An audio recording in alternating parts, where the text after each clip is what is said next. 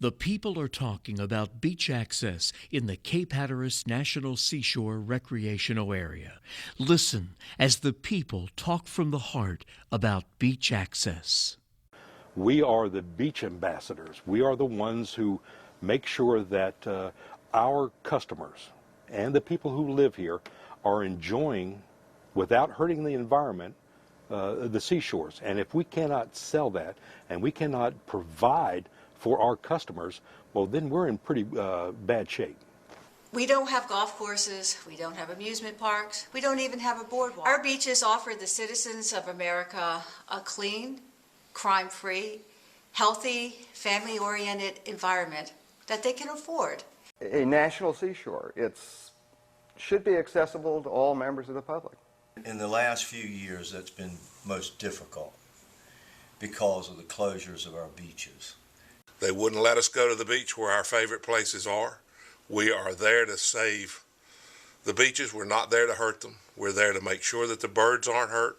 We don't try to do that. All we want to do is go to the places, stop, get out, and do the things we enjoy doing to recreate on this beach. You know, I have learned about this environment by people that have lived here all of their life.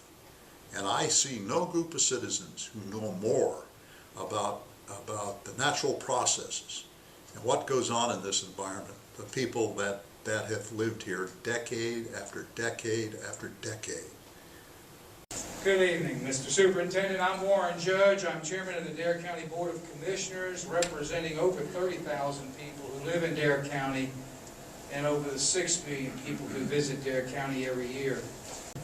I'd like to join with President Obama in his call for the young people in this country to get out of the house and to experience the national parks and seashores. Please, let's make sure that our young people who get out of the house will be able to access the Cape Hatteras National Seashore. My name's Leon Walsh. By training and profession, I'm an environmental engineer and a research scientist. For various species and users that are arbitrary and have little scientific basis in peer-reviewed scientific literature. My name is Jim Lay. I'm a Buxton homeowner and a professor at UNC Chapel Hill School of Medicine. I have to tell you that I find the DEIS ORV management plan to be deeply flawed. It's never been explained to the public how the scientists got from the observations, got from the observations in the studies to the restricted boundary distances that have now regulated the public and prevented thousands of citizens from having access to the national seashore. I, of course, believe that people in nature can live in harmony.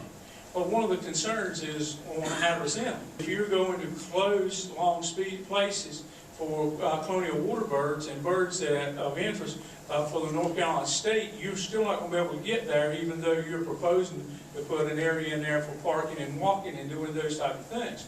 I think they should be protected. I don't have any problem with that, and I know by mandate you are supposed to protect them, but not at the same rate that you're protecting other birds that are endangered. I am an environmentalist, as all of these people are. It's in our best interest to look after the wildlife on the national seashore. We have coexisted for many years so far, and we can continue to do so. I disagree with the size of these buffer areas. National Park Service could successfully manage these areas with smaller buffer zones and ORV pass-through only corridors, as other national seashore parks have done in other areas along the East Coast. What if these extreme closures were imposed on our decision makers in Washington, D.C.? Anyone standing in the middle of Pennsylvania Avenue in front of the White House is closer to the Oval Office than a family can get to a piping plover nest.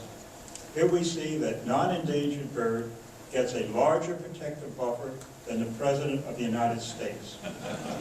We're now protecting threatened piping plovers with greater restrictions than even the recovery plan asked for. We're protecting non-threatened species with greater protections than we give to endangered species. It's just ridiculous. They don't care about us. They don't care about our economy.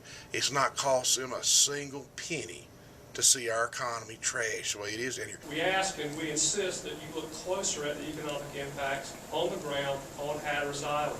It devastated the economy of the Outer Banks. All the people on Hatteras Island, businesses were way off, and it was just absolutely terrible. We are considered a donor county, and this closure of our beaches has severely impacted the revenues to our citizens, the revenues to our county, and the revenues to our state. The state's budgets for education, roads, and other mandates will go to the chopping block, or everyone's taxes will go up, or both. And all North Carolinians would then be able to say to their neighbors on the Outer Banks, now I really feel your pain.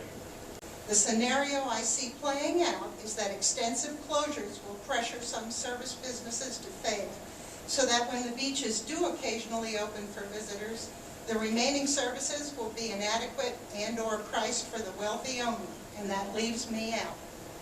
After years of standing on concrete, going up and down chimneys, my knees are weak and I can no longer walk great distances. You are denying access to hundreds of people with disabilities. Not just folks like me, but the young men and women who are fighting our wars and coming home with missing limbs. My father is an amputee and has trouble negotiating hard-packed sand, let alone soft dune sand. The only way for them to fish and enjoy the beach they love is by four-wheel drive. He loved to watch the sunset at Oregon Inlet, and that's the only way we could get him out there. He could only stay out of the truck for a few minutes at a time.